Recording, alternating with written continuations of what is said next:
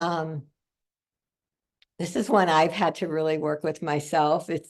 Some of this depends on your chart. If you have a lot of fire in your chart, you can be just quick with the verbal combat. And what I find really helps with this is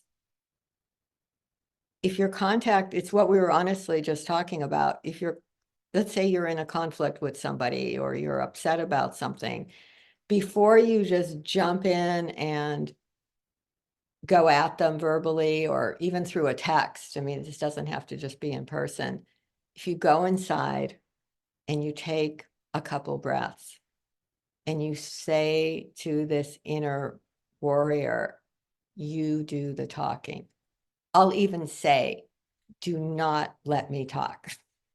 Do not, because my 4 planets in Sag will do God knows what. So do not let me talk. You're going in.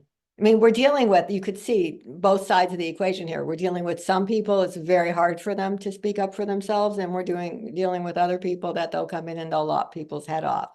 And neither one of them are that helpful. So if you go in, you can often set a very clear boundary in a much more effective way than just lopping someone's head off.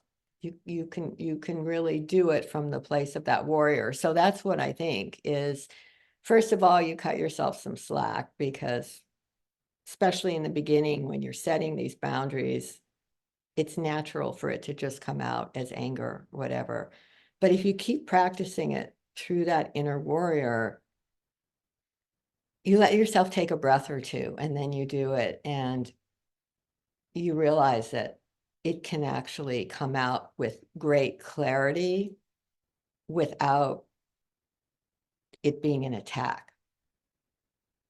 So, but I also think there's another piece to this, which is that women are so overly taught to be polite that sometimes when that permission is finally given to be like, no, you actually don't have to be polite. If you're in a situation where a serious boundary is needed, then the inner warrior may come out in a very fierce way, but it is different than personally attacking the person. It's not, that's more what the ego does. And the warrior just comes out like, no, absolutely not, no. So maybe, and see what happens. And even the overwhelm that you're describing, it comes out of the anxiety in the moment, feeling sometimes the more entitled you feel to set the boundary, the calmer you become doing it. Have you noticed that? It's like if you don't feel entitled to set a boundary, then you have to come out with guns a-blazing. But when you're giving yourself that permission, which is really what the warrior does on the inside, and I have every right to set a healthy boundary in this situation, that permission lets you do it in a way that isn't an attack.